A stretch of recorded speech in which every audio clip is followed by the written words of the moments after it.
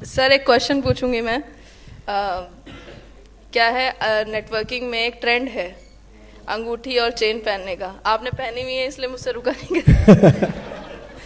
इसलिए मैं पूछ रही हूँ कितना इम्प्रेस करता है सामने वाले को। क्या ये आपका आधा काम कर देता है जब सामने जाके बैठते हैं आप?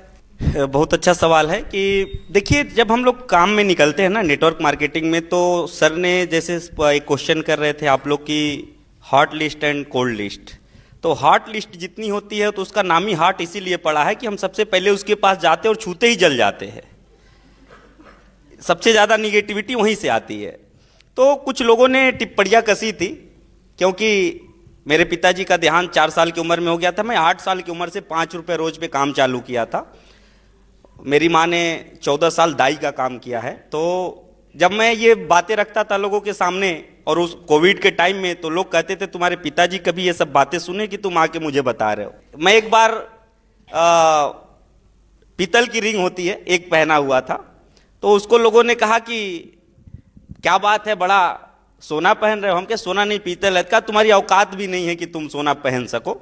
तो एक बात होता है नेटवर्क मार्केटिंग में, हम क्यों क्लियर करते हैं, क्यों नेटवर्क मार्केटिंग करना है। तो एक आग मुझे लगी और मैंने उसी दिन ठाना था कि आज पीतल की रिंग और तुम कह रहे हो तुम्हारे पिताजी नहीं कभी पहन सकते थे, और एक दिन ऐसा आएगा कि 10 उंगली में सोना ही रहेगा, तुमको दिखेगा ये बात। सर बड़ी और स्टेबल इनकम पाने के 3 क्या इंपॉर्टेंट स्टेप्स है? इंपॉर्टेंट स्टेप यही है कि नेक नियत, ईमानदारी, कड़ी मेहनत और सिंगल माइंड।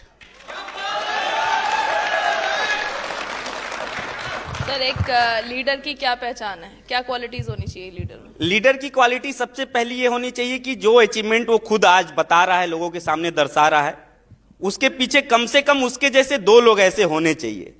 तो आज मैं इस इंडस्ट्री में जब आया, 7 लोग मेरे माध्यम से डायरेक्ट इस इंडस्ट्री में आए, और 7 लगभग आज करोड़पति हैं। तब आज मैं इस मंच पे आके बोल रहा हूं।